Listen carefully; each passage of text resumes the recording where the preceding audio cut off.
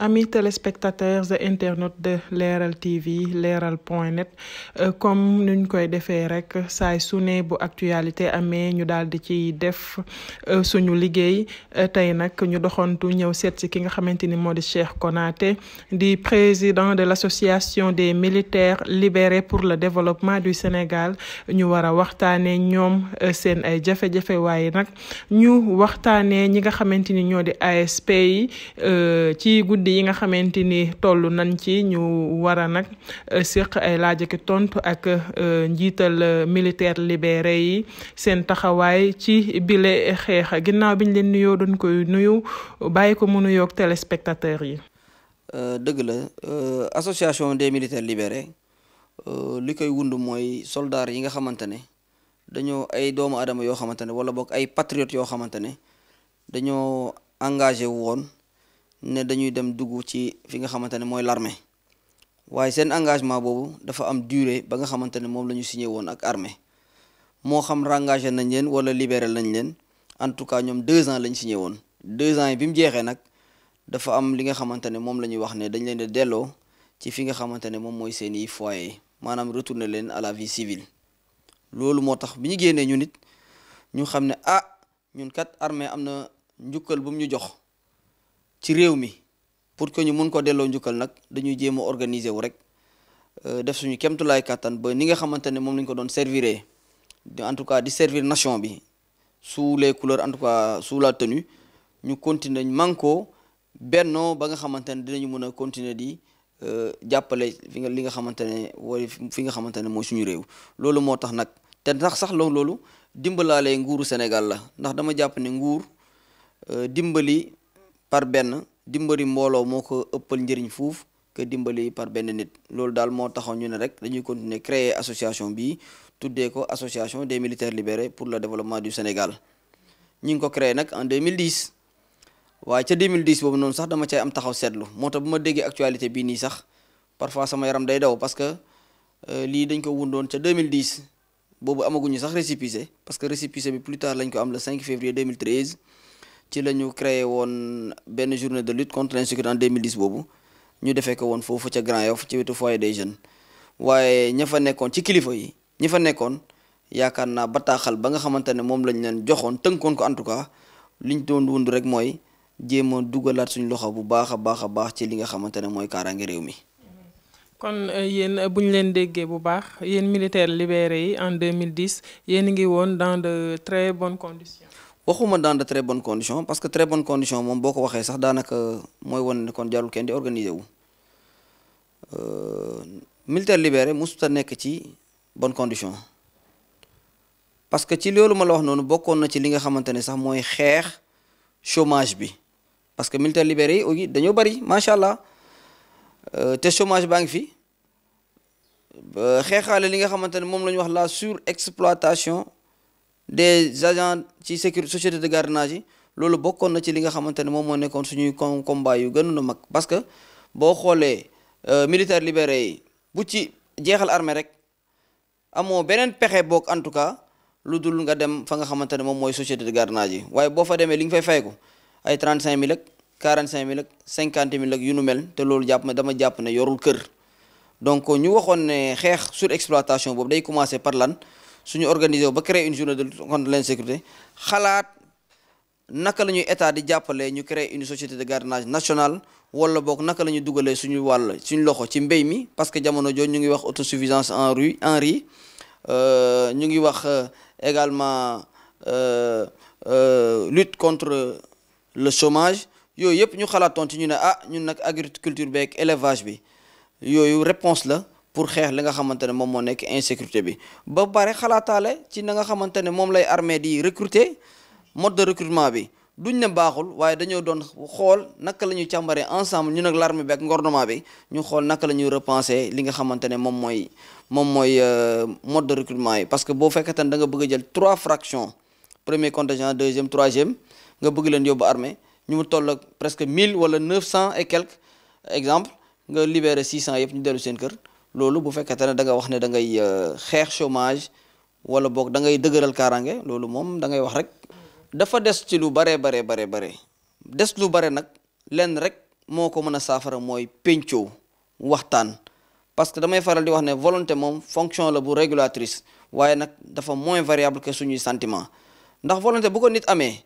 mën na cee réussir ci lépp volonté bi ñuy wax noonu bu ñu ko xoolee ci CAN 2021 bii ni nga xamante ne noonu la Sénégal réussir exploit bi volonté lañ ci def ba pare bennoo am unité dans le cœur de tous les sénégalais bu gis sa morom yéene la nga am coupe bi loolu noonu bu fekkee dañ koo def ci fépp ci secteur yëpp je pense que pour problème am waxuma du am parce que daanu dañu suuf waxuma problème du am waaye nag lu ci bare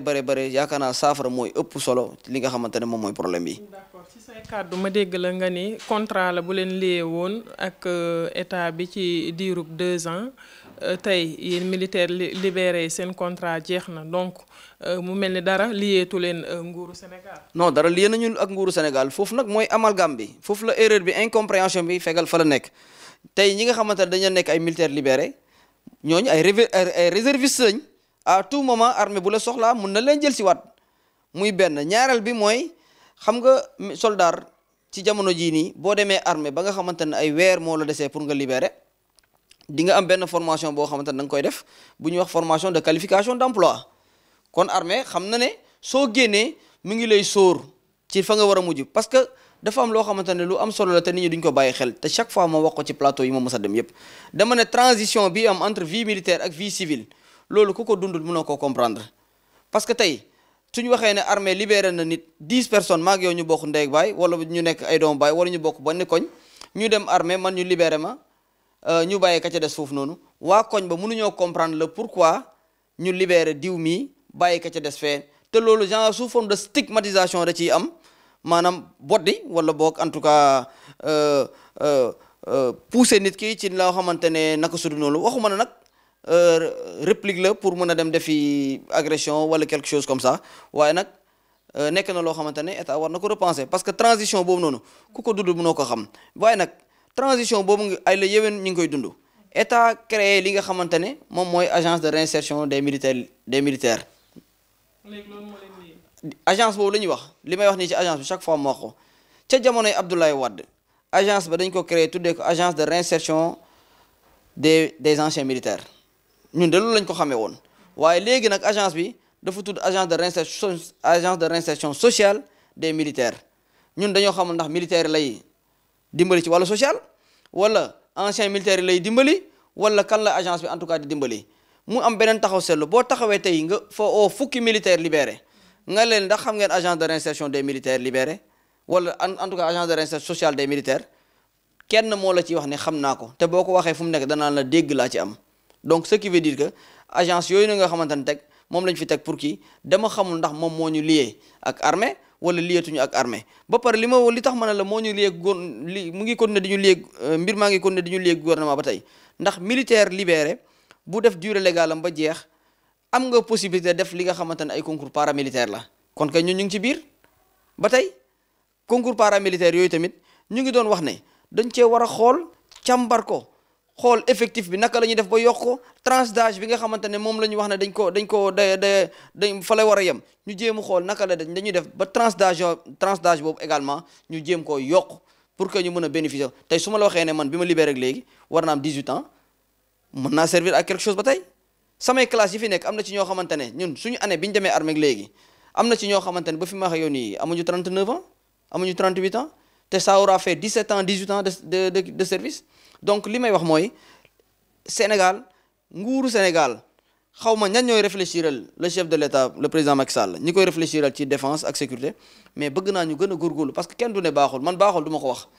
mais war nañ cee góorgóorluwaat xool xam ne le président il a la volonté dama koy wax chaque jour li may wax ni man la engagé il a la volonté de bien faire loolu ñun xam nañ ko parce que am volonté de bien faire weesul nga tijji ay structure waaye ñan ñoo nekk ci structure yooyu wala mën a war a jàppale le président de la république pour mu réussir la mission bi nga xamante ne moom la pour mission yi bi ko sénégalais yi dénk à savoir lutter contre le chômage xool secteur yi nga xamante ne mu ngi am ay jafe-jafe mu jéem a xool rek naka lay waxtaanee ak ñi nekk ci secteur boobu noonu ba solution mën a am ci solution bu définitive munta am à l'unanimité loolu on le dit tout de suite pour mu am yombul mais lii mooy am mu ñu faj ko mu féete côté ñu nekkaat ci di jéem a bay bayal lijjanti ba lépp ba lu bëri mën a sotteandoor. tey mënuma toog ak yow en tant que militaire libéré te duma waxtaan ak yow ci kaaw MFDC gis nañ ni donte bàyyi nañ ñi nga xamante ni ñoom la ñu jàppoon mais à chaque fois ñu yëngu-yëngal ñu négocier ñu gisaat ni bàyyi nañ mais problème bi ça fait des années mën naa ne sax jiitu na sama judd comme ni ñu koy waxee tey pour yow lan moo waral ñoom waa MFDC à chaque fois rek problème yi di continuer ndax dafa amul solution yu ñu war a teg wala. waaw man li may wax déjà ci loolu may leen ma tuuti ma jaal incliné wu ci mémoire soldat si nga xamante ne dañoo daanu ci théâtre d'opération di saluer responsabilité wu état du Sénégal ci dossier bi parce que dossier bi lu ne lañ ciy dégg ay Sénégal dafa sàggane ay doom soldaaram ñu ngi def léegi lii en réalité mbirum armée dafa nekk loo xamante da nga koy wasaare di ko teg sur la place publique di ko waxee noo xamante ne waroo ko waxee gis nga détermination ak pertinence su état du Sénégal ci situation bi nii dafa nekk loo xamante ne lu jar a saluer la en tout cas man dama koy saluer bu baax a baax pour preuve man mi nga xamante ne man maay le président des militaires libérés dama ne woon am na yenn vidéo yoo xamante ne day circuler képp ku ma gis nga nekk membre de l'association des militaires libérés du Sénégal ma gis la nga continuer di véhiculer vidéo yooyu noonu dañu lay retirer très rapidement ci groupe bi sanction yi nga xamante ne moom la suñu règlement intérieur wax sanction yooyu day dal ta kaw. mooy yenn vidéo. dañ doon wane ay vidéo yoo xamante ne dañuy wane ne xëy na peut-être am na ay soldats ñu ngi wane seen kanam yi ñu nekk ci ay situation yooyu noonu c'est-à-dire l'ennemi on n'aide pas l'ennemi dans sa communication dans sa logique de communication kenn du ko ci dimbali. L'armée du Sénégal est une armée républicaine te tey quoi qu'on puisse dire aux Sénégalais tey à l'état du Sénégal face à beaucoup de situations ci yu mel ci wàllu armée nous on gère bien l'armée état mi ngi koy gérer exactement na nga xamante ne moom la ko war a gérer waaye nag li ma ciy yokk rek mooy gestion bi lu mun baax dama ciy prox ndollu rek yokkaat ci lenn c'est le moment aujourd'hui pour nguuru Sénégal maa ngi koy wax le président de la République mooy le chef suprême des armées gardien de la constitution maa ngi koy ñaan moom ci boppam na dimbali ñi nga xamante ne moom mooy les militaires les forces de défense et de sécurité ci frontières yi gendarme yeeg yu nu mel da leen war a dimbali mais ñooñu tey ils n'ont pas la possibilité que les enseignants ont ils n'ont pas la possibilité que les médecins ont ils n'ont pas la possibilité que beaucoup d'autres secteurs ont mais tey c'est parce que c'est la grande muette verte mais nekk grande muette verte n'empêche pas que ces gens-là, c'est des citoyens comme nous qui sont chargés effectivement d'assurer la sécurité. Donc ñooñu war nañoo revaloriser waat gën a taxawaat ci seen i mbir gën leen a jàppale ci payor bi ñu xool naka la ñuy gën a yokkee seen i payor police bu fekkee ne avancement bi dafa yéex ñu jéem a xool ba naka la ñuy accélérer affaire yi ba avancement bi gën a gaaw tey loolu situation Casamance tey li may wax tey Casamance état du Sénégal moo war a organiser ay assises yoo xamante ne c'est des assises économiques xalaat ci naka lay réfléchir ci situation Casamance mi ngi ci mais da cee war a gën a góorgóorlu parce que dañoo jàpp ne dafa yéex parce que 30 ans quand même dafa bëri 30 ans pour une guerre boo xamante ne guerre la pour guerre doo xam sax soubassement wala finalité guerre bi lan la alors que tey au sein dans la Casamance est une partie entière du Sénégal kenn mënut a génnee Casamance ci biir Sénégal man mi di wax ak yow nii Konaté la sant waa Carrefour Diaroumé la Carrefour région de Casamance la bokk di donc li may wax rek mooy autre chose mooy la tey quand on prend l'exemple de l'équipe nationale du Sénégal encore une fois que j'aime véritablement prendre en exemple parce que ils ont fait un exploit tey Sadio Mané qui a lancé un message à Salif Sadio mais Sadio Mané c'est un Sénégalais c'est une fierté sénégalaise tey Sadio Mané boobu fan la dëkk mais Bamba la dëkk Casamance la dëkk donc kay tey gisuma ban raison moo war a mën a tax ba ñu mën a beddi Casamance ci biir Sénégal mais état na ci gën a góorgóorlu ba nga xamante ne Casamance étiquette bi nga xamante ne moom lañ ko mus a jox d'une région d'une localité où il fait très bon à vivre ñu góorgóorlu ci ba loolu noonu am ni muy demee man en termes de responsabilité ñu fa war a responsabilité pour la solution de la définitive de cette paix ñu jox leen mbir mi ñi nga taux de chômage bu fa am ñu jéem a xool naka la ñuy def ba réduire ko wala ñu xeex carrément li nga xamante ne mooy solution te Casamance bokk na ci secteur boo xamante ne par la même occasion damay profité di féliciter wala encore la DER fii laa koy waxee parce que des militaires libérés m'ont appelé, c'est des militaires libérés qui habitent dans la Casamance. DER a financé des milliards te loolu su ko DER continuer di ko def ci militaires libérés yi yaakaar naa taux de chômage bi ci militaires libérés léegi mu jeex je ne fais pas de la publicité. loolu laa la bëggoon ndax man waxuma la publicité sax mais on dirait que vous faites de la politique. waa xam nga man ku ma wax ne damay def de la politique dama naan la waaw ay yow damay def politique dama koy def faire de la politique bu fekkete ne moom mooy xoolee bon point nga wax ko bu fekkete ne point yi am na ci foo xamante ne dafa sooxe nga ne fii dafa sooxe nañ jéem a xool nañ ko la ñuy améliorer bu dee loolu mooy politique damay def la politique damay def politique bu baax dans le cadre de nos tournées man ba tey dajew maag le président Macky Sall mais pourtant l'opposition maa ngi daje ñoom di waxtaan ak ñoom par rapport à la situation des ASP par rapport à la situation des militaires libérés waaw loolu tam politique la damay continuer di ko def bu fekkete ne loolu mooy politique damay continuer di def politique. d'accord Aïcha da nga wax situation ASP ñu gis ni yow en tant que président de l'association des militaires libérés nga sóobu itamit ci situation bi nga xam ne moom la ASP di dund ban jàngat bi désolation laa ci am mooy li may wax sànq rek su ma waxee le président a la volonté de bien faire mais démembrement yi nga xamante ne moom la président teg démembrement yooyu dafa bëri ay défection dafa bëri ay failles parce que li ma mënut a comprendre aujourd'hui li ma mënut a comprendre ba mënuma ko comprendre mooy yow naka nga mun a naka lañ la mun a dénkee structure boo xamante ne parce que tey problème ASP yi dama bëgg muy leer ci bopp nit ñi Sénégalais laa jël à témoin il faut que ñu xam benn affaire moi je ne peux pas être président de l'association des militaires libérés des militaires libérés sont convertis en ASP ñu nekk ci biir ASP yi ñu nekk ci ay situation yoo xamante ne ñoom situation yi si c'était des gendarmes si c'était des policiers si c'était des militaires du ma ci addu parce que c'est pas des gens yoo xamante ne seen statut xam nañ ndax statut militaire la wala police la wala gendarme wala moo tax ma addu ci ñooñu bu ñu nekkee situation damay jóg de force ou de gré parce que moom ma sama bopp c'est eux qui ont eu confiance en moi désigner ma ko choisir ma élire ma comme le président de leur président donc du ñu nekk ci situation yooyu noonu ma toog di kii mais ce qui m'a fait le plus mal au sein de l'agence ils ont fait preuve d'irresponsabilité maa koy wax preuve d'irresponsabilité parce que quand j'ai appelé li may wax ni moom mi ngi may dégg dama ko ne c'est un conseil technique si ni mu présenté wu dama ko ne essayer de prendre ces quelques ASP nga waxtaan ak ñoom ci biir jarul kenn di dugg waxtaanal la ñoom essayer de trouver des solutions parce que c'est pas te nag li may wax nii ñu ngi may dégg au sein amul fu ma wootewul kilifa yi ngi fiy dégg ñu ci bare interpellé naa leen mais gis nga le président de la république damay wax ne tey jii nii du ma ne dafa il souffre de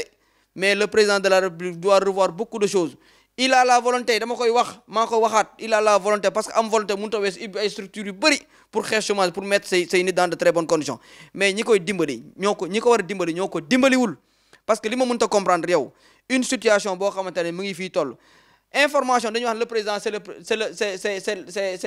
c'est l'homme le plus informé du pays ma ne leen c'est l'homme le plus informé du pays de waaye est-ce que la bonne information ñu ngi ko jox c'est ça le problème il est informé kenn werantewu ko mais est-ce que ñu ngi koy jox la bonne information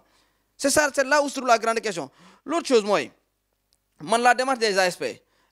am na lu ma ciy fichu am na ci loo xamante ne neexuma ci te ñoom wax naa leen ko nee naa leen quand vous voulez défendre une cause défendez cette cause ne laissez pas à d'autres gens l'occasion de se faire des noms wala ñuy jël affaire bi approprié wu ko non ça y a pas besoin de nekk fii di làqal moi je dis man biñ ma waxtaanee ñoom rencontre ñoom quand ils m'ont parlé de siège de Frappe France dama ne du ma ñëw ci ay siège Frappe France parce que lii ça ne concerne pas ay siège Frappe France lii ça concerne les ASP ça concerne les militaires libérés donc moi je viens en tant que président de l'association des militaires libérés lu ma ca góobee gar ko mais quand il s'agit de ay xool ay nit ñoo xamante ne activiste la ñu wooyee seen bopp mais lii c'est contradictoire c'est deux choses différentes lii c'est une chose boo xamante ne les ASP ñoom je suis avec eux et je resterai avec eux. mais ñi nga xamante ni ñoo di waa Frappe France Guy Marius nekk ca bopp ba ñoom yàgg nañu di sóobu ci xeex yu ne mel. mais xeex yu ñu mës a sóobu yëpp ban xeex nga ci gis ñu génn ci victoire attiser le feu lañ gën a mën ça je vous le dis et ça me concerne ça me regarde moi il attise le feu moi-même j'ai marché avec ces ASP malgré que amul woon autorisation mais j'étais obligé de le faire parce que quand même man le fonctionnement moo baaxul parce que moi j'ai pris mon téléphone j'ai appelé la direction des ASP j'ai appelé le ministère de l'Intérieur du ma wax ka la fa woo xam na. kon yow bu ñu la déggee yow yaa bëggoon porter combat bi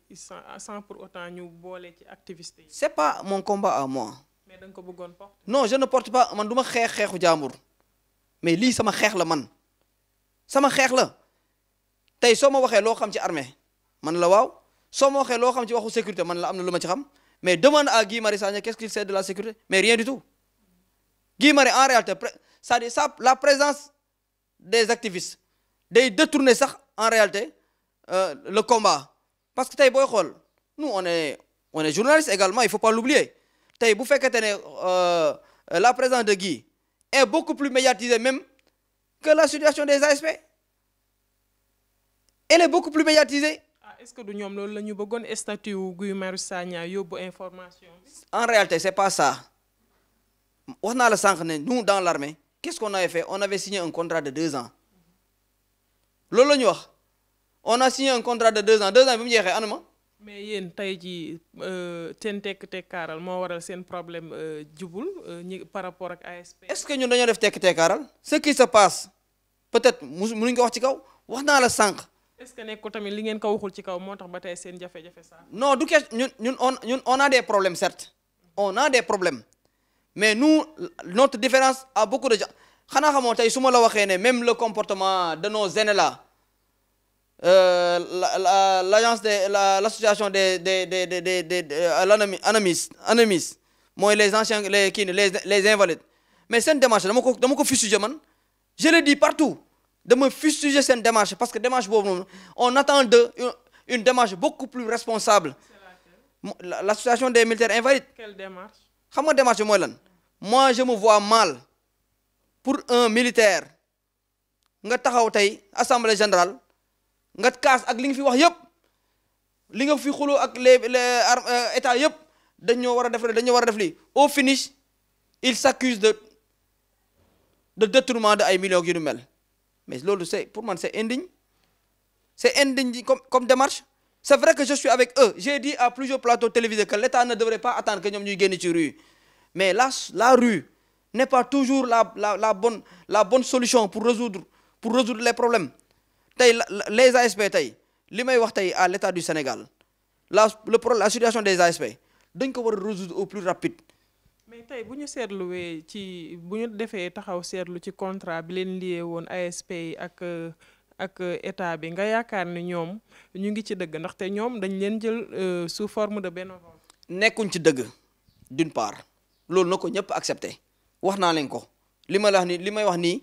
waxuma ko pour lu neex ASP wala lu ko naqari wala lu neex état wala lu ko naqari gis nga dama ne la may faral di wax ne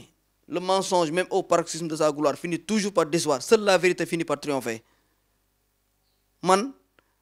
xawma ministre de l'intérieur Birame Faye li ma séq ñoom mooy quand j'ai des suggestions à faire quand j'ai une idée par rapport à une situation je prends mon téléphone j'envoie un message suñ ko tontoo baax na suñ ko tontuwul baax na c'est l'occasion de féliciter le ministre de la justice maa koy wax tey le ministre de la justice un ministre très ouvert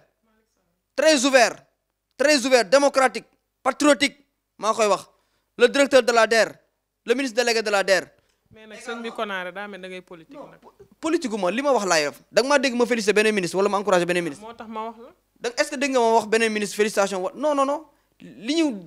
ñuy def man moom laay wax mais dama ne par rapport à la situation des ASP tey qu'est-ce que moi j'ai pas fait j'ai appelé le directeur il m'a dit qu'il va rappeler il n'a jamais rappelé j'ai appelé la direction générale des ASP li ma fa jëlee ñeme moo ko wax. loo fa jëlee. non ça du loo xamante ni ñu koy exposer parce que loolu. ak la direction Birame Faye quand je l'ai appelé il a dit qu'il allait me revenir mais il ne m'est jamais revenu donc moo tax ma ne la irresponsabilité bi nga xamante ne moom lañ def preuve de face à la situation des ASP irresponsabilité boobu mooy la première des choses que l'État du Sénégal doit fustiger boobu la État war a corriger ba pare parce que ces gens là man yow da nga ne 2 ans laa seq ak yéen ASP yi foofu ils ont tort ils ont signé 2 ans mais 2 ans bu jeexee jeex na mais c'est l'État qui est encore revenu pour leur dire que ah 2 ans laa signé woon waaye dama koy renouveler mais am na ci ñoo xamante ne su fekkee da nga wax ne dañoo wax ñii 2 ans libéré nañ leen dem nañ seen yoon ñooñu amatuñ droit génn gi wax mais am na ci ñoo xamante ne depuis bi ñu créé agence bi ba tey ñu ngi foofu noonu te dañ leen di renouveler mais li ma leen doon wax aussi man wax naa leen ko te moom laa leen di waxaat y a un temps boo xamante ne temps de patience la da ngay patienter benn temps le président de la République avait dit que ci mois de juin bi incha allah rabi que la situation des ASP sera résolue une bonne fois pour toutes waaw loolu la wax man dama jàpp ne dañoo war a muñ ba juin 2022 man ce qui m'a fait sortir c'est pas la situation des ASP parce que yóbbu nañu affaire ba juin 2022 de non li manquement yi fa am c'est ça qui m'a fait sortir c'est parce que les ASP maa ngi dégg am kenn kuy wax ci plateau télévisé bi maa ngi koy seetlu il n'était même pas à l'aise buy wax ne les ASP sont pris en charge seen mutuelle bi affaire yooyu noonu mais rien de cela n'est un ASP malade mais c'est presque réanimation laay wax ils ne sont pas considérés nañ ko wax ils ne sont pas considérés te loolu le chef de l'État seen bul wax salaire pécule ngay wax weccet boobu ñu leen di jox dañ ko war a xool nuñ ko doxale tey li leen di dagg pour mutuelle bi ay c'est des agents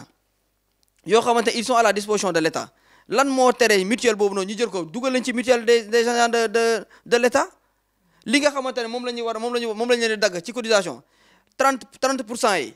État jël ko 20% yi agence ba jël ko nga xamante ne ñoom seen pécule yooyu noonu dinañ ko mën a yokk ce qui se passe seen direction bi boo demee